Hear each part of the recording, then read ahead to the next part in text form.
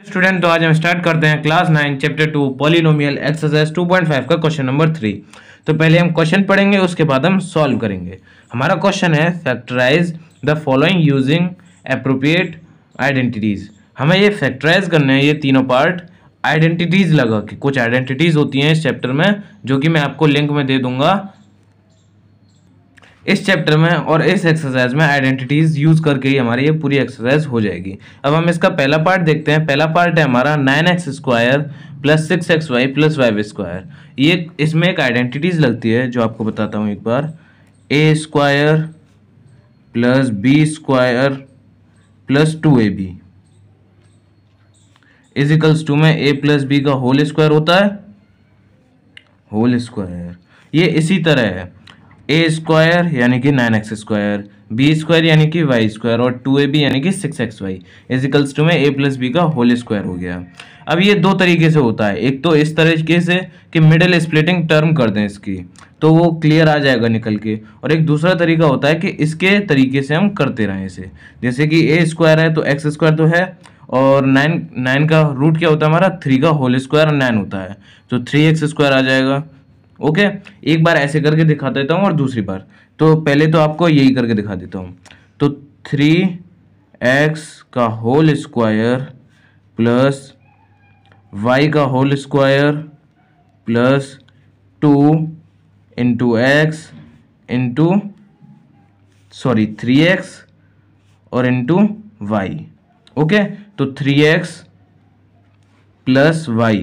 Okay, तो 3x तो हमारा a हो गया और y हो गया हमारा 3x प्लस y हो गया उसका होल स्क्वायर। अब देखिए 3x क्या है हमारा a, तो 3 3 9x² यानी कि ये हो गया, और y का होल स्क्वायर यानी कि y², और 2ab यानी कि 2 इंटू 3x इंटू y यानी कि 3 2 6xy। अब इसका दूसरा तरीका है हमारे पास ये वाला मिडिल स्प्लिटिंग टर्म करके, 9x² plus 6xy plus y²। इसमें क्या करना है, हमें मिडिल स्प्लिटिंग टर्म करनी है। अब जैसे 9 है तो इसको पहले इसमें डिवाइड कर लें। ऐसे डिवाइड करते हैं इसे हम कि अगर इन दोनों का ऐड करने पर ये आए और इन दोनों का मल्टीप्लाई करने पर ये आए, तो 9x² plus 3 plus 3xy plus y²। अब 3 प्लस 3 तो 6 हो जाएगा, और 3 इंटू 3 9 हो जाएगा, तो 9x² plus 3xy plus 3xy plus y²। Okay, तो 3x इसमें कॉमन आ जाएगा, तो 3x हम कॉमन ले लेते हैं, तो 3x बचेगा प्लस y बचेगा। ऐसे ही इसमें हम y कॉमन लेते हैं, तो ये बाहर बचेगा हमारा 3x प्लस y।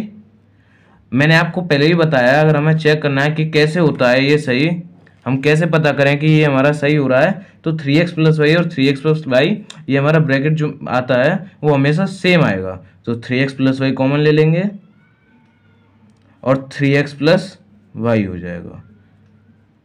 अब 3x प्लस वाई ए और 3x प्लस वाई बी, अब ये होल स्क्वायर बन जाता है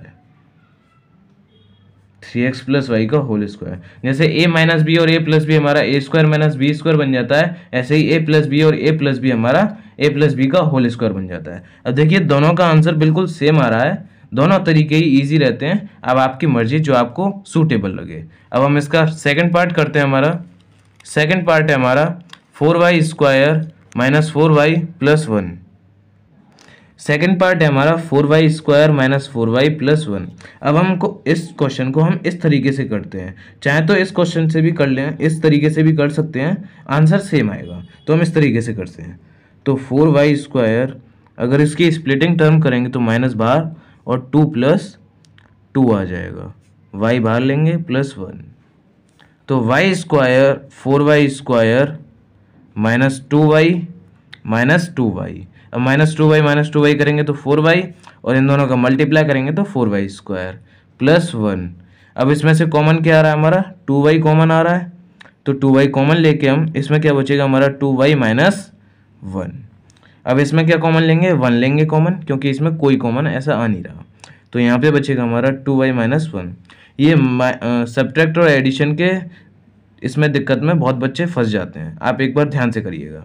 तो 2y माइनस 1 कॉमन लिया और 2y माइनस 1 भी आ गया। अब जैसे भी मैंने आपको पहले बताया a प्लस बी और a प्लस बी, तो हमारा a प्लस बी का होल स्क्वायर हो जाता है, ऐसे ही a माइनस बी और a माइनस बी का होल स्क्वायर हो जाता है। तो 2y माइनस 1 का होल स्क्वायर हो गया। ओके, ये हमारा सेकंड पार्ट कंप्लीट होता है। हम चाहें तो इसे इस तरीके से भी कर सकते हैं जो हमारा पहला तरीका था। अब हम इसका थर्ड पार्ट देख सकते हैं। थर्ड पार्ट है हमारा x square minus y square upon 100।